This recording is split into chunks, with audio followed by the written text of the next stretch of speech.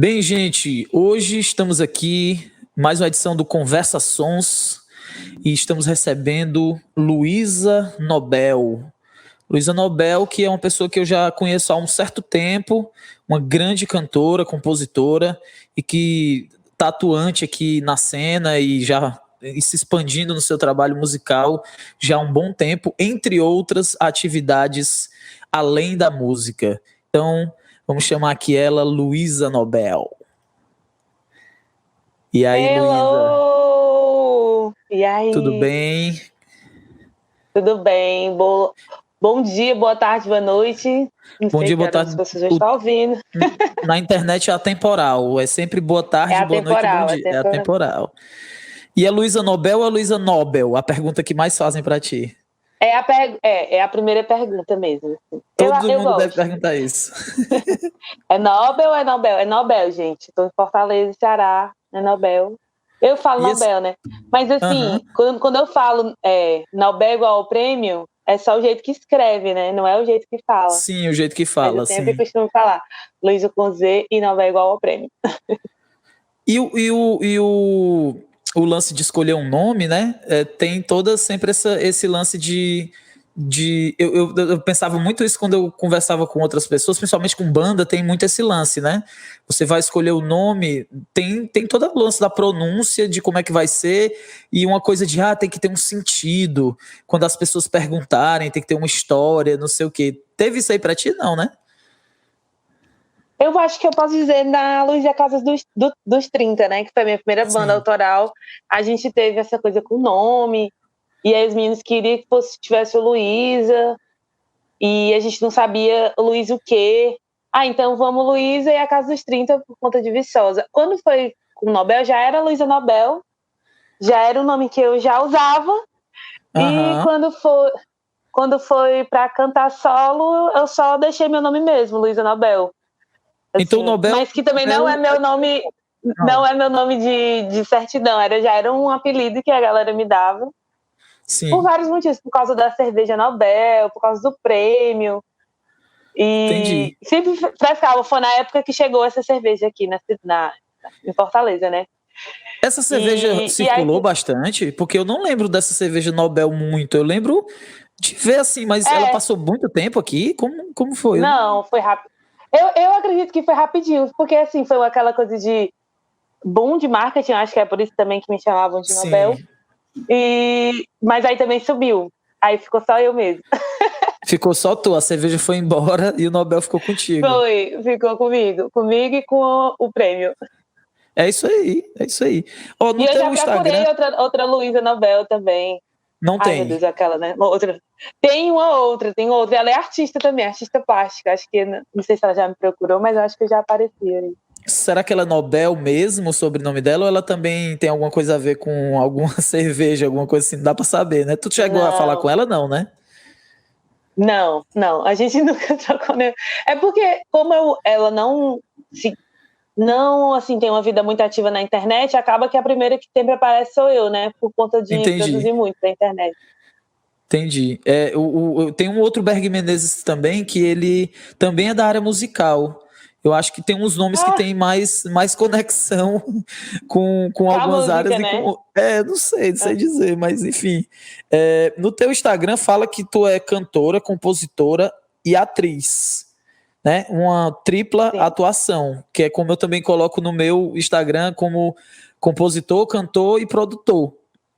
Então, eu sei que você também tem outras atuações além dessas três que eu sei. Você também é modelo, você também está nos eventos por aí afora da cidade, em apresentações e tudo mais. Me diz um pouquinho assim sobre esse geral, assim, de como é que tá o teu trabalho, o teu multitrabalho, né? Não, além da música. E depois a gente fala mais especificamente da música, assim. Eu já ia falar, né, que no seu também tem três adjetivos, né? Mas assim, a bio do Instagram é pouco, porque para qualquer artista independente, a bio do Instagram é pouco, né? Porque você acaba sendo tudo. Mas assim, hoje em dia, não era para falar de música, eu tô falando, mas eu vou já falar dessas coisas. Hoje em dia, eu procuro muito delegar coisas, assim, mesmo com pouca grana, às vezes com nenhuma, mas com pessoas que chegam junto, porque é um jeito de melhorar o trabalho, com certeza, tendo outras pessoas pensando nele. E aí, pensando nessas outras atividades, tenho me encantado muito pela apresentação, né? Esse mundo de internet é como se você estivesse apresentando o seu próprio programa o tempo inteiro, ali nos stories, né? Falando, tendo aquele contato. E eu sempre gostei muito de falar. E como eu já tinha dito, em off, gente, eu falei em off, que eu gostava muito de falar, eu gostava muito dessa coisa do podcast, porque a gente tinha essa coisa bem aberta para falar. E aí me encantei muito com essa coisa da apresentação, sempre quis ter canal no YouTube para poder conversar com as pessoas também. Estreiei o canal ano passado, em 4 episódios. O canal Luísa no YouTube tem 4 episódios. E aí ano passado também, ano retrasado, eu tinha apresentado o Encontro Norte-Nordeste de Educação. E aí vim para o evento da música e de arte, que era o que eu mais queria, né? Ter contato de apresentar, fazer o cerimonial desses eventos. Fiz Festival Ecléticos, apresentando um headline maravilhoso, assim, é muito bom você estar apresentando o festival, tocando também, mas apresentando, é muito legal ver o backstage dos outros artistas, né, como eles se comportam. E apresentei Corredor Cultural, toquei e apresentei, né, foi uma loucura estar nesse processo de apresentar ao vivo um programa, assim, uma edição do Corredor, com fichinha mesmo, igual apresentadora, e tocando, tendo uma diretora, uma pessoa dizendo assim, vai entrar em 2 minutos, 3 minutos, não sei o quê. Assim, uma dinâmica de TV que eu amei, me vi muito apaixonada. E depois dessa apresentação... Tinha ponto e tudo, tinha? Tinha ponto e tudo. Tinha ponto e tudo. Vixe, o negócio era eu vi no YouTube, mas eu tinha me ligado só da tua apresentação musical. Eu não tinha me ligado de tu ter feito toda a apresentação do Corredor, não. É porque eles cortaram, né? Eu acho que tem uma live inteira, que é a live abertura do Corredor, e depois eles soltaram só as músicas. Mas, assim, com a apresentação ao vivo, coisa que eu nunca tinha feito, E eu acho que o teatro me ajudou muito, porque no teatro você se propõe a jogar, né? E aí, quando você tá em cena, então você joga, não deixa a peteca cair, né? Às vezes algumas palavras escorregam, você segura a onda e prossegue. E sempre nessa coisa da comunicação, assim, que eu sempre gostei. Há uns anos atrás, adolescente, né, eu lembrando disso, né, de onde é que veio essa minha desenvoltura por apresentação. E eu lembro que eu tinha eu fazia parte de um web programa no YouTube, ainda tem. Eu muito emuzinha, cabelo alisado, assim, sabe? Apresentando o Sana, gente, fazendo entrevista com a galera no Sana, no programa Identidade. E aí eu vejo... Olha aí as entregação. Olha as entregação do emo. Mas tu tava nessa fase emo mesmo? Emo? Tava. Ou era uma coisa muito da moda? Emo. Assim, mas musicalmente também, né? Musicalmente também. Assim, tava My Chemical Romance, NX0. Enfim, várias bandas assim, né? O que tava rolando, né? O que tava rolando.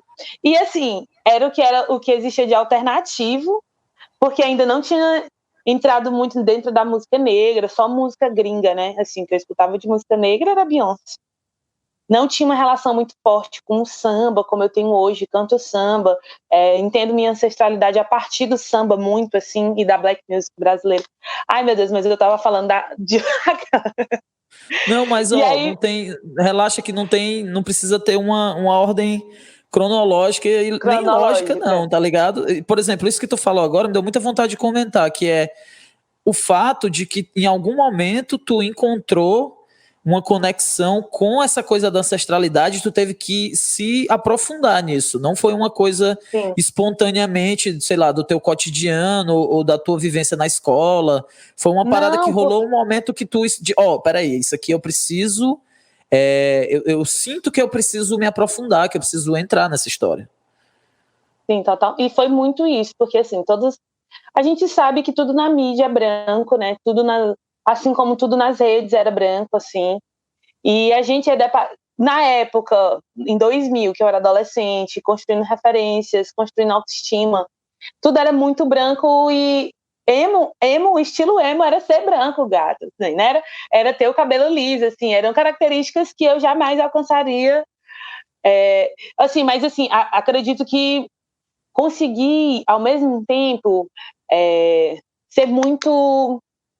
ser alternativa, me expressar de alguma forma, sabe? Eu procurava esse lugar para me expressar, que eu ainda não sabia exatamente, porque eu já era muito referente, hoje tenho cabelo colorido, então eu gostava de cabelo diferente, de me vestir diferente. E aí, talvez esse foi um lugar que, por um tempo, eu me vi pertencente dentro da diferença, mas muito rápido eu entendi que não era ali. E aí também por causa de várias situações racistas e tudo mais. Mas vivi essa época emo, e nessa época emo fui muito pro Sana, e nesse Sana fazia programas para ir pro YouTube e tal, na partir dessa comunicação. E essa é uma das coisas que eu gosto muito de desenvolver, essa coisa de apresentar, de estar conversando com outra pessoa, é isso que a gente está fazendo aqui, eu curto muito. E aí quando Luísa, você fala uma coisa...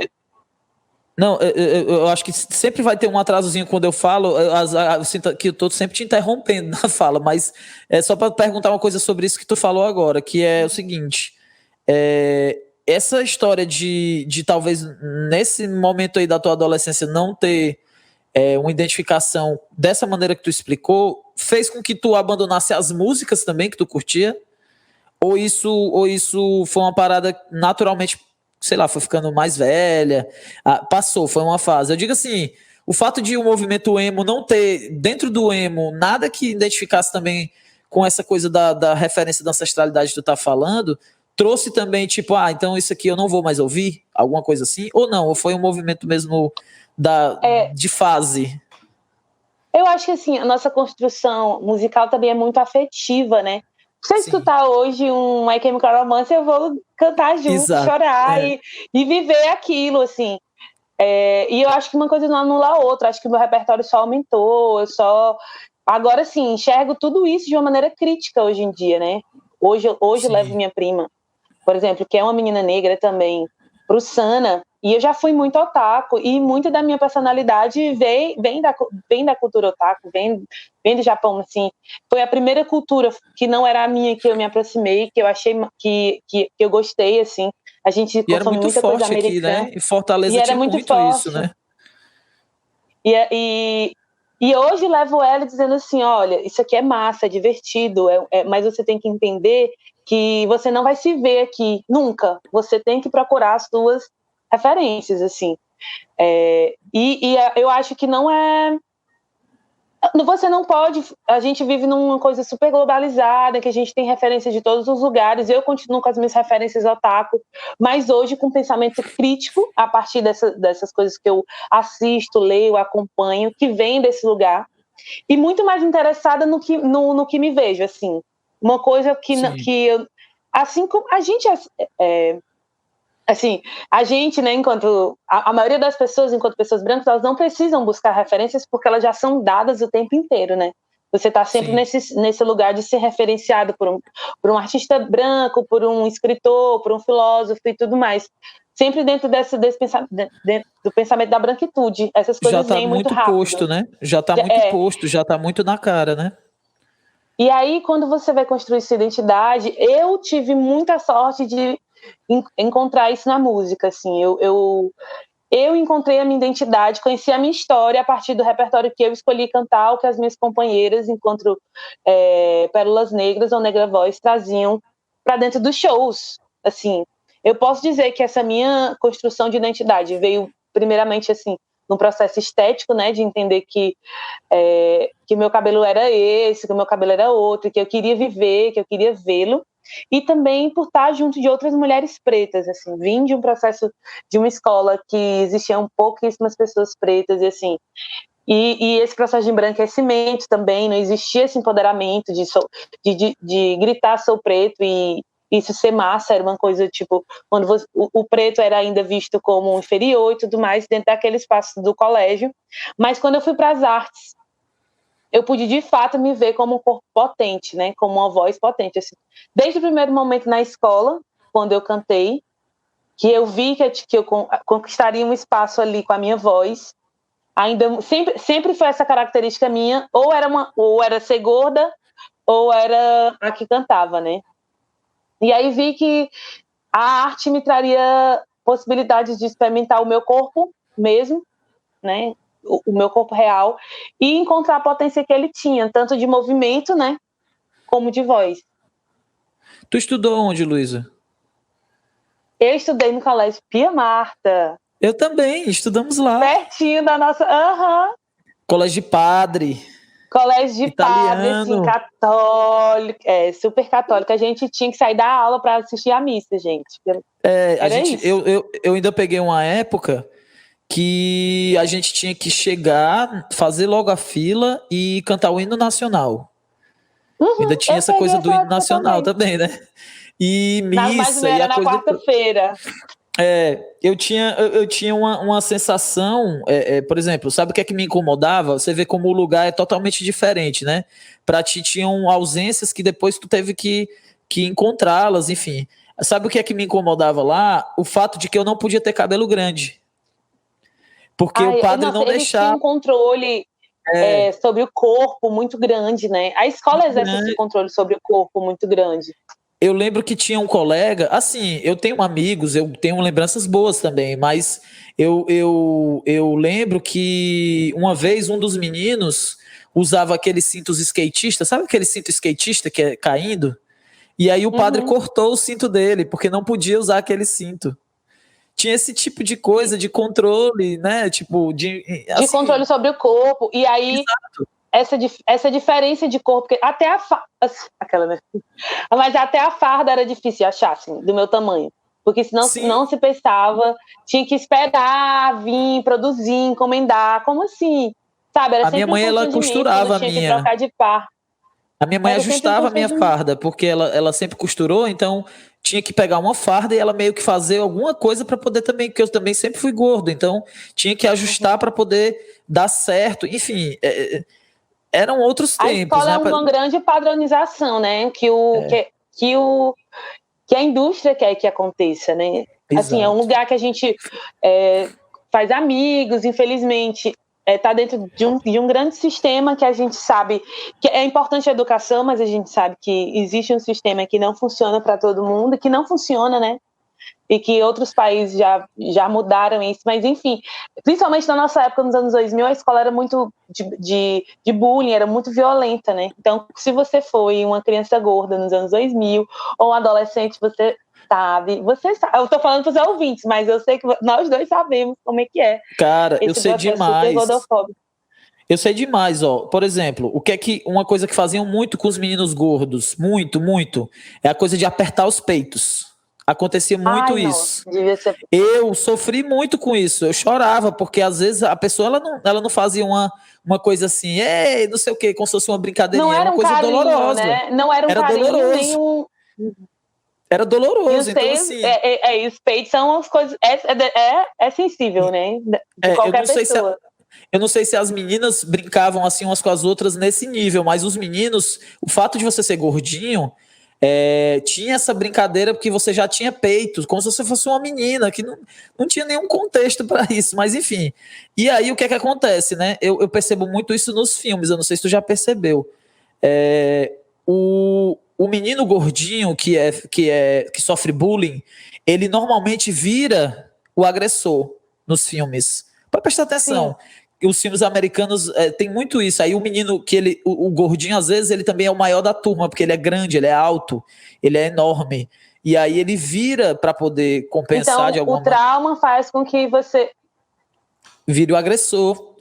E não sempre, né? Porque isso acontece com aquele gordinho, aquele menino da turma que tinha alguma, digamos assim, vantagem porque era maior, não sei o quê. Mas não era o meu caso, porque eu não era grande e alto, eu era pequeno, então eu ficava mais pra dentro. Assim, eu tentava me entrosar, eu sempre gostei de jogar futebol e tal, mas eu era aquele cara que virava um pouco a piada. No colégio, o que me salvou disso muito no colégio foi a música, porque eu tocava na banda. E aí a banda... A banda era a vibe, entendeu? Todo mundo achava legal você estar na banda, então compensava, entendeu?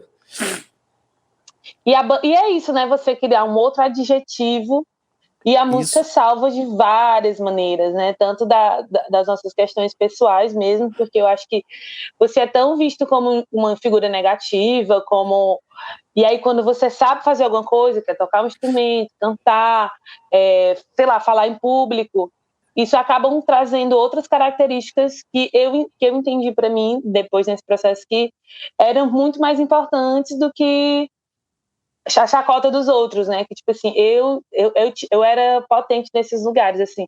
Mas acho que só cheguei nessa conclusão, assim, recente, adolescente para adulto, assim. Mas, ó, Porque até eu te então, muita interrompi. comparação. Eu te interrompi quando tu estava falando sobre o lance da parada de ser apresentadora. Sim. Fala um pouco mais sobre essas outras, então, sobre esse lance da apresentadora, da atriz, da modelo, porque eu imagino que tu tenha passado por a música, ela é um prazer imediato, assim, você canta, você sente aquilo no corpo inteiro. Mas eu imagino que daí a ser apresentadora, tá na frente de todo mundo, beleza. Modelo, nem tudo é tão imediato. Você deve ter passado por vários processos para se sentir a modelo, para se sentir a apresentadora, para se sentir enfim. Eu acho que é aquela que você vai fazendo e aí com o tempo as pessoas continuam te convidando, você continua fazendo e você olha para as coisas e diz assim, ei, eu sei fazer isso mesmo, né? Você admite para si que você sabe fazer isso, mas assim, na moda eu sempre procurei muito me formar das coisas, né? A academia não foi muito legal para mim, apesar de ter ido fazer faculdade, cursei economia ecológica, música, só que aí não concluí, mas assim, sempre gostei muito da formação alternativa que as oficinas, os cursos livres, ou às vezes cursos maiores proporcionavam. E a partir disso fui estudar cinema, estudei audiovisual no CUCA, concluí, e aí resolvi estudar para o Enem, na época, né? Depois entrei na faculdade.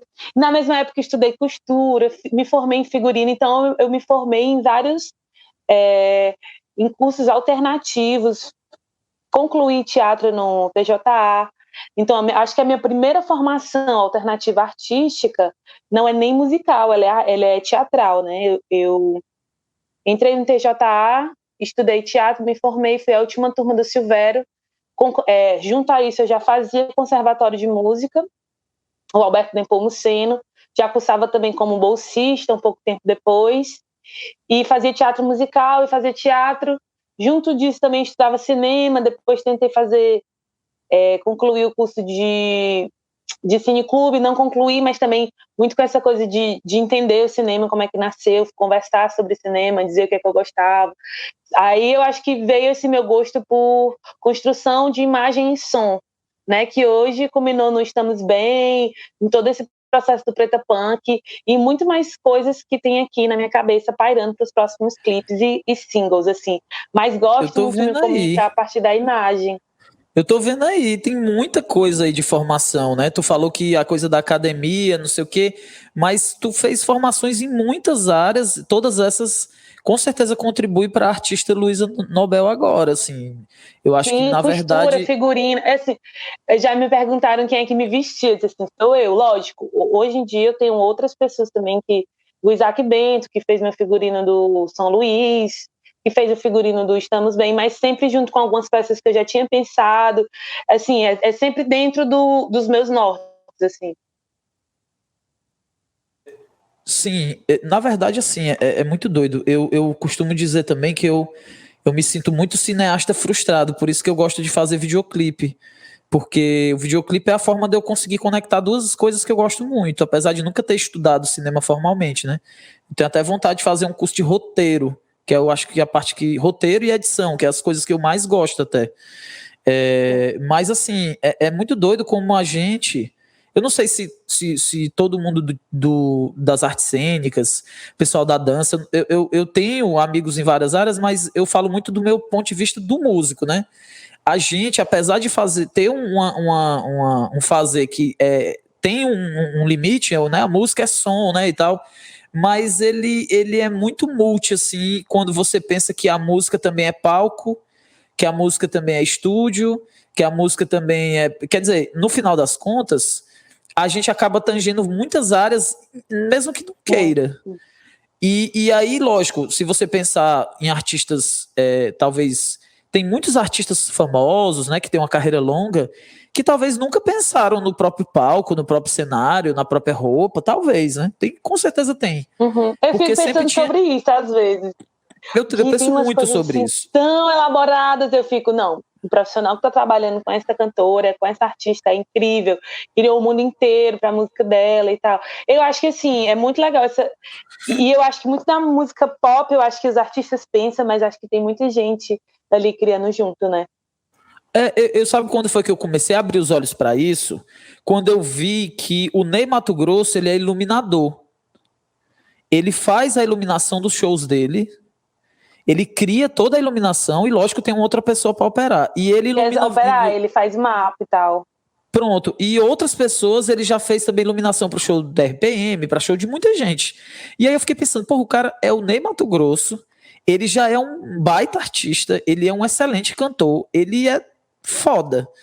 E aí ele ainda é iluminador. Por que que ele foi ser? Por que que ele foi estudar iluminação? Qual é o lance? Ele não era iluminador antes de ser cantor. Ele foi se adentrar numa área a mais de ser cantor, de ser músico, né? Então eu acho que é justamente essa inquietude. Quer dizer, ele deve ter feito vários shows que ele queria ter uma luz que ele não conseguia. E ele disse, cara, eu vou estudar isso aqui. Tem um show dele muito bom, inclusive, no Festival de Montreux, tem no YouTube isso. E aí, na hora que ele entra com aquela da América do Sul, eu não lembro agora, ele entra com a banda enorme, sabe?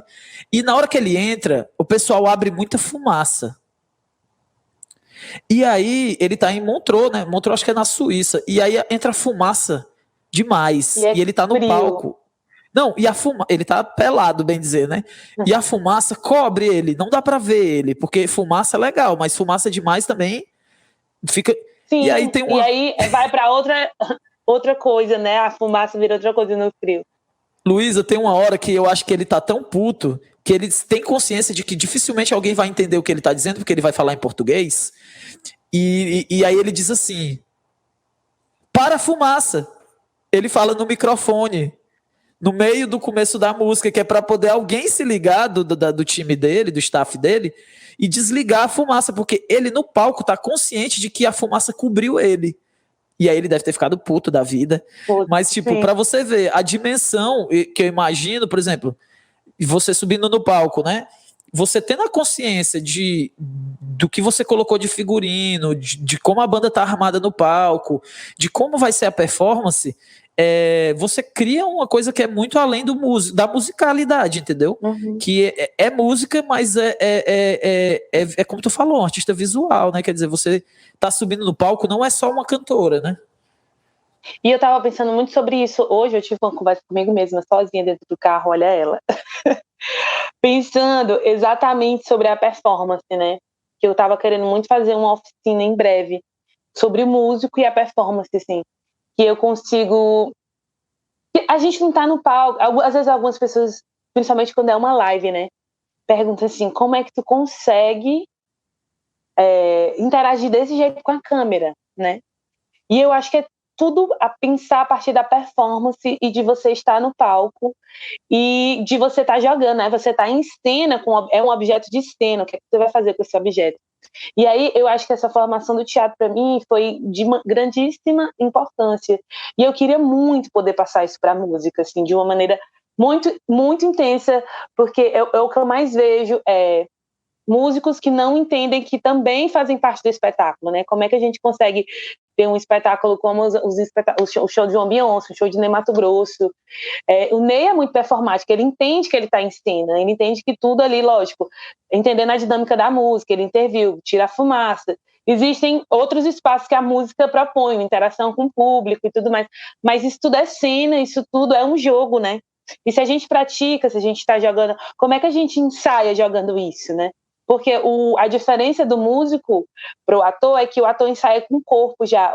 A maioria da galera não ensaia pensando em estar em cena. Eu lembro que a Luísa Casa dos 30, quando ia participar de festival, a gente ensaiava. Galera, vamos passar agora o show olhando para a plateia. É o show, tá? Pronto. E a gente se jogava e tudo mais. Isso é uma formação para mim que é muito importante enquanto artista, e que eu queria muito, nesse meu lugar, conseguir trabalhar isso não só comigo e com outros artistas assim também. Mas em breve, em breve. Mas, Luísa, eu vou te dizer uma coisa. Eu acho que quem compreende isso é quem consegue transpor essa barreira essa barreira de você ser só um tocador de música. Como é isso, né? O artista que eu entendi exatamente o que tu falou. Os músicos tendem, isso até é objeto de estudo, tendem a criar um lugar corporal muito anestesiado. Assim, o violinista tem uma postura, o baterista tem uma postura, e enquanto você não rompe com essa postura de eu preciso estar nessa postura, olhando para esse lugar, com a mão desse jeito, para poder fazer a minha melhor execução, isso você vê muito em música erudita, né? Ou seja, você vai assistir uma orquestra, a orquestra está lá, todo mundo olhando para a sua folhinha, sentado numa certa posição, e se mexer muito ali, a pessoa se desconecta do fazer musical. Então, na orquestra eu até entendo isso, mas, por exemplo, no coral da UFC, que eu fiz parte, né? O coral, ele tinha esse conflito. Por um lado, eu preciso saber executar musicalmente muito bem aquela quantidade de músicas. Por outro, eu preciso interagir cenicamente. E por isso que é chamado de coro cênico. E isso não é fácil, não é nem um pouco fácil. Talvez quando você tá, o cantor, né, o artista, o performer lá na frente, o frontman, né, da banda, para fazer isso, de alguma maneira você se desinibe, acha um caminho, ou então não, ou então você faz uma parada João Gilberto, né, que é ali totalmente introspectiva, é outra forma de se expressar e tal. Mas quando você pega, por exemplo, tá lá você, o Zés, o Glauber, o Daniel, tá todo mundo lá. Se você tem uma postura, uma performance, uma interação, você cria toda uma parada que comunica muito, dialoga muito, a banda tem que vir de alguma maneira junto com isso, né? Não pode ficar todo mundo numa introspecção absoluta, a não ser que seja essa a proposta, né? E isso nem sempre é fácil para os músicos, eu acho. Talvez o cantor, a figura do cantor, essa coisa da interpretação seja um pouco mais óbvia e trabalhada mais intensamente desde que você começa a cantar.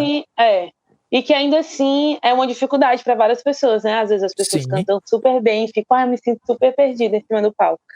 Mas eu gosto muito da ideia do músico, né? Entender que ali você está sendo artista também, você não é só o músico que está acompanhando, mas ali é o seu trabalho, ali é ali que você faz a sua performance, então é ali que você é artista também. E eu sempre pensando sobre isso, eu lembro muito do Glauber, né, meu baixista. Eu toco com ele há 10 anos, então eu consigo ver toda a evolução da performance dele no palco. E eu vejo como o Glauber se propõe a jogar hoje. Nossa, se você assistir as lives e tudo mais, o Glauber tá dançando, ele tá interagindo. Ele tem um solo comigo na frente em Mama África. Então, o Glauber saiu de tocar, parece aqueles ursinhos assim que tocam só assim, ó.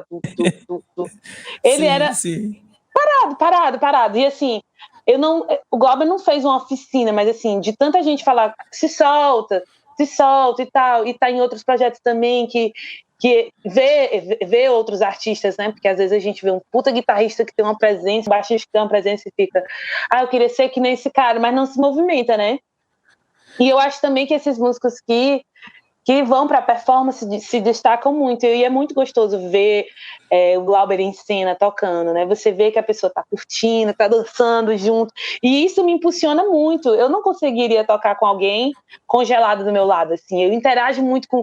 E o Zé é do teatro, então o jogo em cena é muito bom, né? Tem várias pessoas que são Jocasta do teatro, Zé do teatro, Glauber que não fez teatro, mas que teve uma relação com trilha sonora muito forte, então entende essa coisa do movimento, e é possível, eu só digo que é possível. Sim, na verdade, eu acho que os músicos, eu tô falando assim, do lugar de músico de apoio e tal, às vezes existe uma linha muito tênue entre ser performático e ser poser. Tu já deve ter ouvido essa expressão, né? Poser.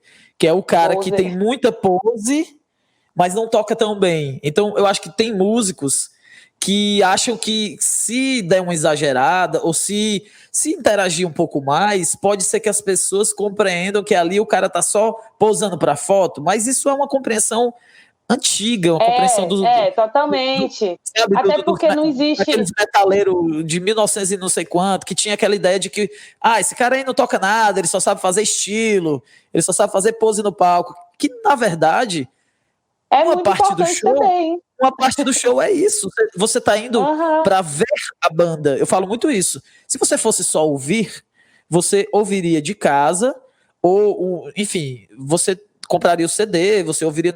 Quando você vai pro show, você quer ver também e sentir com o corpo, né? Ou seja, as pessoas que não enxergam, né? As pessoas cegas, elas querem sentir com o corpo inteiro. E essa energia a pessoa passa também lá na execução dela, né? Tipo, não é só o som. Se fosse só o som, a gente não precisava ir pro show. Totalmente. Né? E eu também, agora eu vou fazer propaganda da minha oficina, mas na oficina a gente vai. Não, mas eu acredito que cada um também tem essa coisa do poser, né? Eu acho que o poser, ele tá muito no lugar de não ser você. Você tá querendo passar uma imagem de que não é. E não, eu acho que a performance e o corpo, ele vai te dar os teus caminhos, né? Ninguém tem. Tem movimentos que o meu corpo faz que são de referências Verônica Valentino, que eu escutava em Fortaleza em, sei lá, 2015, 2016. E eu lembro dela dançando, e às vezes eu tô dançando e me vem a memória do quadril e tudo. São referências que o corpo traz, que são minhas, porque foi ali que eu vi e absorvi. E eu acho que todo mundo tem essas referências, tipo, isso aqui dá para mim. E o corpo vai te dizer esse caminho. Eu acho que o corpo sempre fala. Eu acho que é isso. Eu acho que, na verdade, tem uma espontaneidade, uma diversão que você tá ali. Aliás, o teu show, Luísa, eu me divirto demais, porque eu acho que até quem talvez eventualmente não conheça as músicas se diverte, porque você joga o show muito para cima. A energia é muito grande, a força no palco. Eu acho também que talvez, até voltando para essa coisa do corpo gordo, né? Se construiu talvez uma imagem na música brasileira, sei lá, de que a pessoa, por ser gorda e estar no palco, ela fica um pouco mais parada, sabe? Aquela coisa Sim. meio Tim Maia, Nana Caymmi, a galera que não, né? E eu também, eu acho que eu me identifico muito contigo nisso, porque muita gente sai do show quando eu vou tocar e diz assim, pô, tu subiu no palco aí, agitou mesmo a parada, quer dizer, eu subi em cima de mesa, eu faço a bagunça, entendeu? E a galera se impressiona porque eu disse, sim, mas onde é que estava escrito que por eu ser gordo eu tinha que ficar sentado? Não tem isso, Sim. Né? Essa ideia que o corpo gordo, ele não pode ter movimento, né? Não vibra, né? Só não vibra e não é sobre isso. E a gente tem uma grande maravilhosa que é Liso, né? Que hoje em dia é uma grande, assim, escutei outras artistas pretas e gordas, mas Liso, assim, eu acho que artista pop é uma grande inspiração para mim, sempre. Eu vi, ela ganhou tudo, não foi? No último Grammy, eu acompanhei a época da premiação, eu já tinha ouvido falar dela, eu sigo ela, e, cara, ela é energia demais, assim, é muito, muito, e canta, cara, assim, só elogios, assim, pro trabalho dela, eu acho que é referência para muita gente, né, agora. Tinha outras referências, enfim, cantores e cantoras, mas eu acho que tinha muito isso, sabe, de que de alguma maneira o cantor gordo no palco, a cantora gorda, era uma coisa mais assim, uma mega voz, né? Quer dizer, tinha aquela figura, eita, subiu a negona que vai cantar agora e vai soltar a voz naquele estilo negona americana, né? E aí era a voz, era a voz. Era a voz, única e exclusivamente. E na verdade isso é muito além acho que é uma renovação das mentalidades também, mas eu queria aproveitar isso e puxar um gancho. Vai, mande você. Não, é porque eu acho que é a referência, né? Porque, olha só, a gente é uma outra geração e eu acho que a geração depois de mim vai vir muito mais bombástica, assim. Com certeza. Eu já sou uma geração que já estava pensando diferente na minha construção musical enquanto artista. Estou aqui nesse processo ainda de botar muita coisa no mundo. E acredito que as gatas, os gatos e todos que vão vir depois vão arrasar muito também. Pronto, é sobre esses todos e todas que vêm depois que eu quero saber de você. Como é que você está vendo o movimento dentro da nossa cidade ou no Brasil como um todo dessa afirmação da música... da música negra, mas assim, é uma pergunta sobre o antes e sobre o depois. A gente falou um pouco sobre essa coisa da ancestralidade e de alguma maneira, na música brasileira, apesar de toda a branquitude imposta, a música negra, ela tem uma força dentro da música brasileira, dentro da música popular brasileira. Quer dizer, a gente não pode dizer que na música brasileira houve um processo completo de embranquecimento dentro da MPB. Eu acho que existe. Mas se manteve algumas raízes, algumas coisas ainda conseguem se manter e estiveram presentes durante essas décadas todas. Mas a gente pensando no para trás e pensando no para frente, como é que tu tem enxergado assim essa movimentação? Por exemplo, na Feira da Música, eu percebi que eles priorizaram, de fato, artistas negros para se apresentarem. Os festivais têm aberto essas possibilidades. Agora, no Festival da Música de Fortaleza, foi também você foi uma das premiadas, apesar de haver umas discussões que transcendem essa premiação, né? Então, eu queria saber de ti assim, o que é agora e para onde a gente está caminhando? Quais são as possibilidades reais da gente ver mais música negra de forma pop mesmo, quando eu digo assim, porque às vezes tem um lugar também que é colocado, que é justamente, esse é o lugar da música negra dentro do contexto da musicalidade brasileira. E eu entro mesmo assim, do ponto de vista de pop mesmo no negócio, como que a Isa faz, como que outros artistas fazem, assim. Como é que tu vê esses caminhos, o para trás e o para frente, assim, sei lá. Eu acho... Primeiro, vamos nas primeiras coisas aqui. Eu acho que essa tentativa de embranquecimento, ela é atual, totalmente atual, assim, e recorrente. Se isso não aconteceu, é porque a gente fala o tempo inteiro que o rap é preto, que o samba é preto, que o rock é preto, que o jazz é preto, que muitos ritmos, o black, o funk, reggae. O soul, o reggae, tô lembrando, bandolim, o chorinho, blues. Então, o blues. Então, tudo na música é preto. Então, a gente tem lógico, e ainda assim a mídia sempre enalteceu, sempre tentou embranquecer esses estilos. E se não embranquecer a sonoridade, embranquecer quem dava voz a essa sonoridade, né? O que eu quero dizer com isso?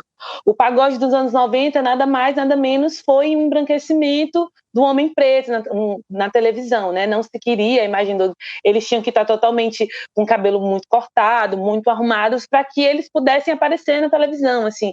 Isso se tornou um estilo dos anos 90, mas isso os homens negros não podiam usar black power, não podiam usar seu cabelo comprido, não podiam usar trança, não podiam usar... Eles tinham que assemelhar o máximo possível à branquitude. E isso, para mim, por mais que a gente tivesse vozes negras carregando esses estilos, a gente vivia um processo de embranquecimento dessa música. Hoje eu vejo que não é um processo só estético, né? A gente tinha um receio de que eu digo, enquanto pessoa que constrói esse futuro antirracista, e algumas pessoas que me atravessaram, que me conheceram, trouxeram essa questão de tipo sobre a geração tombamento, né? Que é a que eu vivi, que é da que eu vim, e que as pessoas que viveram outros momentos de movimento, como os anos 70 do Black Power, os anos 80, 70 do Black Power, e aí com medo disso ser só um movimento estético, mas que não foi, né? Eu, várias outras artistas, outras pessoas, nos envolvendo também politicamente, não só artisticamente. Eu acho que esse é o tipo de coisa que não dá mais para voltar atrás. Isso é muito importante, porque os nossos filhos e os filhos dos nossos filhos vão vir com essa construção artística crítica, né? De que a gente quer se ver, e a gente quer se ver na nossa essência, nas nossas características, na nossa cor, no nosso cabelo, na nossa estética. E aí o que eu vejo, almejo nesse futuro, é um futuro preto, né? Que a gente nunca ouviu tantos artistas travestis, trans e não binárias aí tocando, a Maju, Angel Store, enfim, tantas outras que estão vindo, trazendo Ventura Profana e várias outras artistas que eu também estou tendo a alegria de conhecer e estou ouvindo, porque eu acho que a gente está vivendo um momento revolucionário na música, porque a gente tem muitos artistas pretos em evidência, como a Xenia, o Baco, artistas que estão quebrando aí recordes e levando o público, né? Quando eu apresentei o show da Lued, vi aquele monte de preto na plateia. Quando eu faço baile preto e vejo um monte de preto, é muito bom ver essa galera ocupando os espaços em lugares também super elitistas, né, dizendo que a gente pode estar nesse lugar. E o que eu almejo é isso, que a gente escute mais artistas pretos e que esses artistas pretos tenham um lugar para tocar. Porque, assim, a gente fala muito dessa produção artística preta, mas onde é que esses pretos vão tocar? Quem é que vai pagar pela música deles, né? Como é que a gente vai viver disso, né? Porque muitos de nós, incluindo eu, vivemos exclusivamente de arte e precisamos nos manter a partir disso, né? E a gente só não consegue porque nos foi roubado há muito tempo, porque existe uma dívida histórica. Então é preciso sim fomentar a arte preta para que a gente consiga registrar, salvar, gravar, fazer clipe, fazer álbum, tanto quanto os artistas brancos conseguiram fazer em toda a história.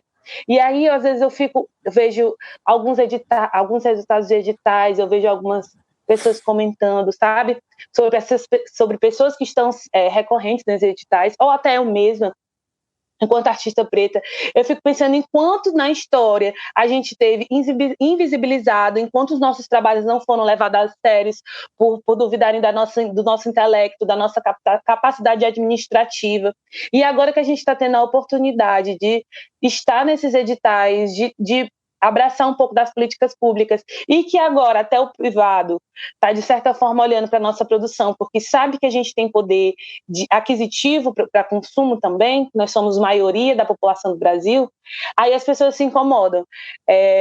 Eu acho que não é motivo de se incomodar, não, e quando eu vejo uma line em que eu não estou, mas que existem outros artistas pretos, eu fico feliz tanto quanto fosse eu, porque sei que todo mundo precisa de espaço, e principalmente aqui em Fortaleza, que já é tão pouco, assim, que a gente ainda fica tão fechado, às vezes, assim, eu vejo bandas incríveis, projetos incríveis que não saem daqui, que não conseguem ir para outro festival, e eu fico me perguntando o porquê disso acontecer. Porque se a gente conseguir sair daqui, não ficava essa disputa entre nós mesmos o tempo inteiro, sabe, sobre os mesmos editais, sobre as mesmas coisas, e o que eu mais desejo é que a gente consiga criar uma ponte musical e artística com os outros estados, que eu sei que alguns artistas têm, mas que eu gostaria muito que fosse mais aberto para todos. Né? Falei demais. Não, falou fantasticamente, tu é doido. Eu ia falar uma coisa que é assim, o meu lugar, né? Eu como artista branco, com a banda de rock com homens brancos, como eu te falei, eu acho que tem um exercício que eu tenho feito de reflexão, que é justamente esses artistas que tu trouxe. Por exemplo, essa semana eu tava ouvindo o Djonga, eu não tinha ouvido ainda o Djonga. E aí eu fui ouvir o Djonga, ver os vídeos dele e tal, não sei o quê. E aí, quando eu tava preparando aqui pra gente conversar, eu há muito tempo, você é uma pessoa que eu gostaria muito de fazer um dueto. A Luísa é uma pessoa que eu gostaria de gravar uma coisa junto. E aí eu fiquei, poxa, que outras artistas, mulheres, negras, eu gostaria de fazer um dueto. Hoje eu tava pensando isso. E, Luísa, as referências que vêm são poucas. Por que são poucas? Porque eu não me debruço bastante para conhecer mais trabalhos musicais, porque esses trabalhos são invisibilizados, porque muitas vezes as oportunidades... Estou falando dentro do universo do rock, quer dizer, o exercício para mim, enquanto um homem branco que tem essa e eu acho que para quem está ouvindo também e pensa sobre isso, cara, começa a ouvir mulheres, começa a ouvir pessoas negras, começa a ouvir outras referências para tu saber que tem muita gente trabalhando que tu desconhece. Quer dizer, estou falando isso do ponto de vista do rock, que inclusive isso eu acho que é até mais acentuado. A gente no rock tem extremos, assim, conservadorismo extremo, assim mesmo. Então é difícil você não cair, às vezes, nessa coisa de você ouvir sempre o mesmo perfil de banda, que é aqueles 4 caras brancos em cima do palco. Então, eu acho que um exercício, estou falando, é o que eu tenho tentado fazer, né? Eu preciso conhecer mais artistas, eu preciso entender mais como é que funciona a nossa cena, por isso que eu acho que a nossa discussão aqui é relevante também para as pessoas que ainda não conhecem o teu trabalho, quer dizer, não sabem que tem uma artista negra forte, que canta com uma voz como você canta no palco, com energia. Olha, eu lembro que no começo do ano eu levei algumas pessoas para assistir o teu show lá na Praça como é, meu mercado, Deus? Né? No mercado. Mercado Peões, eu acho. E aí teve umas duas pessoas que disseram, gente, essa mina é de onde? Eu disse, essa mina é daqui.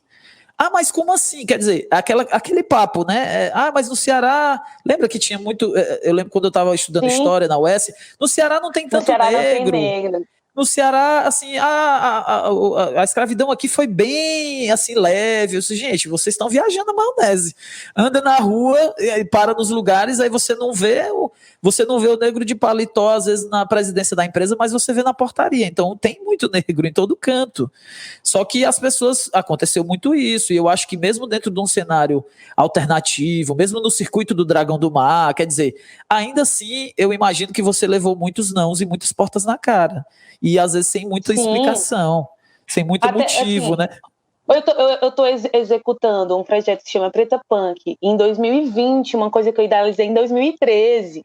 Olha o quanto eu tive que provar que eu era capaz, que eu tinha um conhecimento, que eu poderia executar, assim, eu me inscrevi em vários editais para executar o Preta Punk, né, que é esse mundo que eu quero criar e que eu crio guardando, registrando essa minha narrativa enquanto mulher preta cearense e também me construindo, né, porque sou muito plural. Sim, se eu canto, vai sair um rap agora em dezembro, um feat com outras manas do rap, então eu estou vivendo outra Fortaleza.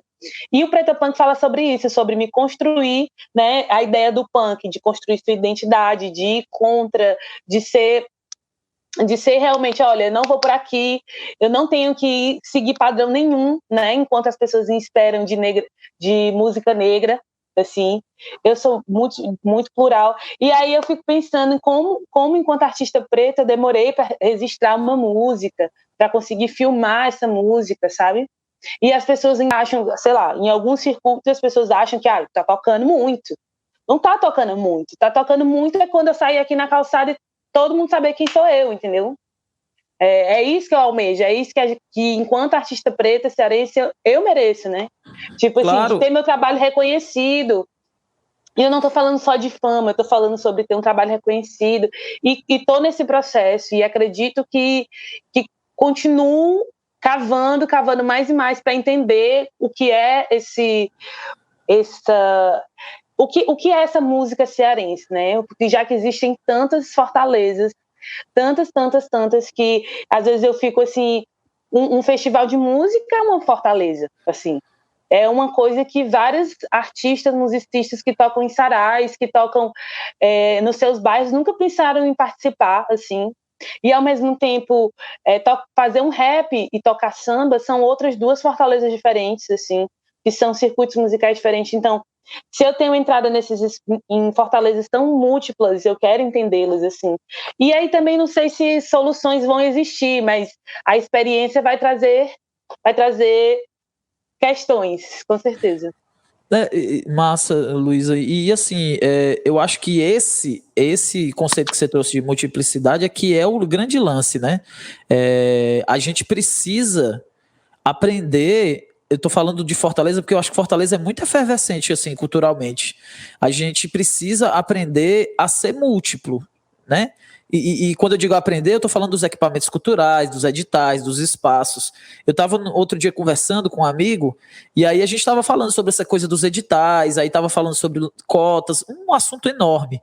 E aí uma hora a gente chegou num imbróglio assim, no assunto, e aí ele falou uma coisa assim que não saiu da minha cabeça, que ele disse assim, Berg, se tu for num barzinho tocar, tu acha que é mais fácil ou tu acha que é mais fácil um cara negro conseguir a vaga do barzinho? Vamos pro barzinho, vamos pro básico. Aí disse assim, cara, é difícil entender isso quando você tá no lugar, quer dizer, no lugar como eu tô, eu nunca cogitei que o cara não ia me escolher para tocar no barzinho dele por causa da cor da minha pele, mas eu sei que o artista negro passa por isso diariamente, quer dizer, ele tem muito mais dificuldade de conseguir os espaços que são muito óbvios para as outras pessoas. Então, eu estou falando isso num ambiente pequeno, que é o barzinho da esquina. Quando você pensa num centro cultural... Aí eu vou te falar, e aí eu tenho outro lugar que eu chego, que é a saúde mental nesse processo, né? Sim. Porque, beleza, digamos que nesse processo o contratante resolva contratar o rapaz negro, só que aí ele é o único preto dentro daquele ambiente, assim. E aí começam a ocorrer várias coisas, você tem que lidar com isso, né? Porque é o seu trabalho e tudo mais. E eu falo também de um lugar bem pessoal, de já ter passado por isso, né? E lógico, eu continuo trabalhando. Entendo que esse é um processo que não necessariamente alguém específico ali vai ter uma culpa, mas que se dá diante de um sistema que é racista. Mas aí você está dentro de um espaço em que as pessoas têm um poder aquisitivo maior, ou que historicamente essas pessoas têm mais poder aquisitivo, e aí você não vê nenhum preto naquele espaço. E aí é muito doloroso, porque você tem que conciliar tudo isso, né? Se colocar, se impor enquanto artista, não ter vergonha da sua arte, ser quem você é dentro daquele espaço que não existe você, mas que querem lhe assistir. Assim, eu acho que qualquer artista preto já deve ter passado por uma situação assim, de estar nesse lugar. Agora, prossegue aí que tu ia falar pensando nas instituições. Não. O ponto é que a gente precisa compreender que esse movimento é um movimento necessário justamente para essa multiplicidade. Então, a gente precisa tornar os espaços, os projetos, as ações mais múltiplas, e o processo é esse. Então, você precisa dar voz. É que nem a história do Black Lives Matter, que o pessoal estava dizendo, não é Black Lives Matter, é All Lives Matter. Gente, mas não faz sentido se quem está apanhando são as pessoas negras. Então, assim, eu estou sempre tentando falar do meu ponto de vista, que é o ponto de vista de quem é privilegiado nesse sentido. Então, é compreender que quando você, por exemplo, quando um edital, quando um festival, ele prioriza um determinado grupo para que aquele grupo tenha espaço e visibilidade para se apresentar, ele não está dizendo que o seu trabalho artístico, enquanto banda de rock de pessoas brancas, é inferior, não é digno, não é isso. É que a gente está tentando dar diversidade para o negócio. Quer dizer, no barzinho, talvez você consiga, numa quinta-noite, ter lá a sua banda mais facilmente do que outros projetos que não vão ter essa abertura. É importante que as bandas, os centros culturais, os editais, enfim, os projetos no geral as pessoas compreendam que é um movimento, assim como o que tem acontecido nas universidades. Quer dizer, a gente está tentando fazer, tipo assim, se a coisa não mudou de forma espontânea, então você tem que causar essa mudança de alguma maneira para poder as pessoas compreenderem e dizer, realmente, isso aqui... Vixe, eu nem sabia que existia uma cantora como essa no Ceará. Existe uma cantora negra, gorda, que canta assim e que é maravilhosa desse jeito, uma diva cearense? Eu não sabia que tinha. Pois é, você não sabia que tinha, mas tinha. Porque provavelmente você não sabia que tinha, porque um determinado dia no Centro Cultural tal, entrou a diva branca e não a diva preta. Porque determinado dia no barzinho tal, não tinha a diva preta, tinha a diva... Então, assim, é um processo, e eu acho que... Eu já levei muita patada nessa história, porque a gente se educa no privilégio, e se educar no privilégio, você nem consegue enxergar esse privilégio muitas vezes. Então, eu já levei muita patada e aprendi muito a entender que esse processo nem sempre precisa ser pacífico, às vezes ele precisa ser forçoso mesmo. Então, as pessoas negras, os artistas negros, as pessoas têm que se impor em alguma medida nas suas necessidades, nas suas urgências, porque senão é muito fácil o status quo, a coisa ficar mantida tal como está. É muito confortável. Não só para quem é inconsciente disso, até para quem é consciente disso, ou seja, até para mim e para as pessoas que têm consciência da distorção, é muito fácil não fazer muita coisa para isso. Mas não está me doendo direto, quer dizer, você percebe, você acha que é importante, mas... Então, eu acho que um primeiro exercício assim, muito massa, que é o que para a gente, chegando aqui perto do final, eu queria que você deixasse, Luísa, nomes, assim, artistas, pessoas que você considera que são importantes das pessoas que estão ouvindo o podcast, estão assistindo, conhecerem para começar a mudar essa mentalidade de entender quantos artistas importantes, negros, negras, a gente tem na nossa cidade e fora da nossa cidade. Assim, quer dizer, Pois eu vou deixar minha listinha aqui, ó, galera. Pega a caneta, pega o celular e anota tudo aí que eu vou começar logo para uma lista. Eu nem vou dizer quem é cearense e quem não é, hein? Que vocês vão procurar sem saber. Depois vocês lá procuram se é cearense ou não. Primeiro, a Mumu Muriel, que vai lançar um single esses dias, que é essa artista trans maravilhosa. Matheus fazendo rock. Escutem Mumu, Matheus fazendo rock. Ventura Profana. Maju, Angel Store também, que é uma artista não binária. Escutem Carolina Rebouças, que lançou o EP multicultural recentemente. Escutem Zés como artista preto. Vocês gostam de rock? Então vão escutar rock preto. Escutem o Zés. Escutem outra galera para quem curte um reggae. Então, olha, esses nomes aí vocês vão curtir muito, que vocês vão ouvir. E escutem Luísa Nobel, né? Por favor, vão lá, coloquem na playlist de vocês. Na playlist preferida, tem um single Estamos Bem, tem um feat que eu fiz com Arkelano e Getúlio Abelha, de Salão das Ilusões. Inclusive, já vou deixar aqui, ó, escutem Arkelano. E aí eu deixei uma lista de artistas pretos e pretas para vocês conhecerem. E vou deixar mais um nome, que é um artista para quem gosta de trap e de rap. O West Reis, que fez o beat do meu próximo single aí. Como é o nome? West Reis. West Reis. Olha, anotei todo mundo. Eu fico feliz em saber que uma parte desses artistas eu já conheço. Inclusive, enfim, gente, não conheço todos, mas os que eu conheço são muito, muito legais. O disco do Matheus é sensacional. Tô falando, mais uma vez, né, do Meu Lugar do Rock. É um disco muito legal que mistura rock com muitas outras coisas. Rock preto, Matheus fazendo rock. Exato, muito, muito legal. Zé, enfim, outra galera. Luiz, eu fico muito feliz. Essa 1 hora passou assim, muito voando. E esses nomes também eu quero ver se eu consigo contactar a galera à medida que o podcast for ganhando um pouco mais a gente for ganhando marra mesmo assim no negócio, chamar a galera também, esses nomes que você está sugerindo, assim, para a gente também estar aqui no podcast para falar de outros assuntos que a gente não necessariamente falou aqui.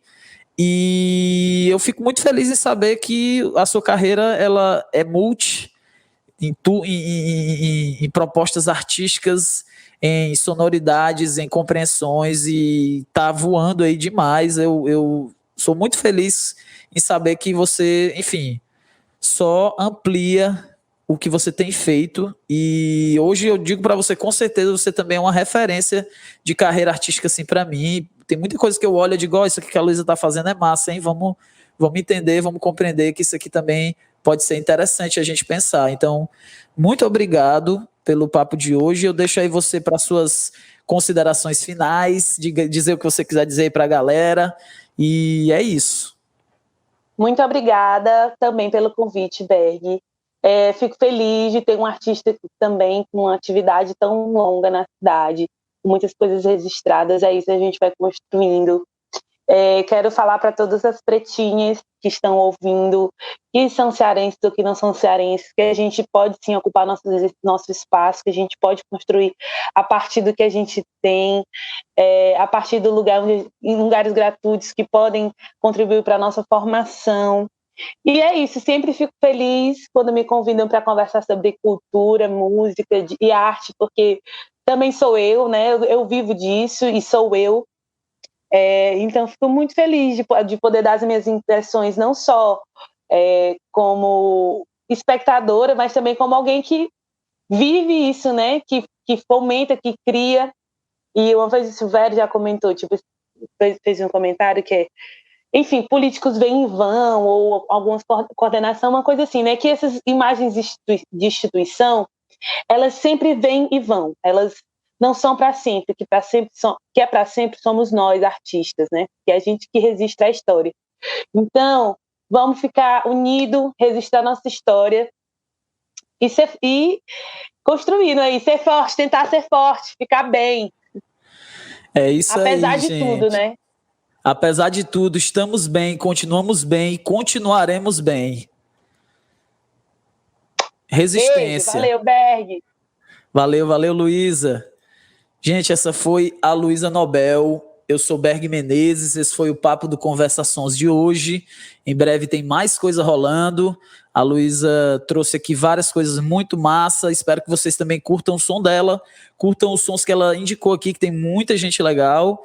E é isso. Em breve a gente está com mais um papo aí, rolando aqui no Conversações Podcast. Obrigado a todos e nos vemos em muito breve. Valeu!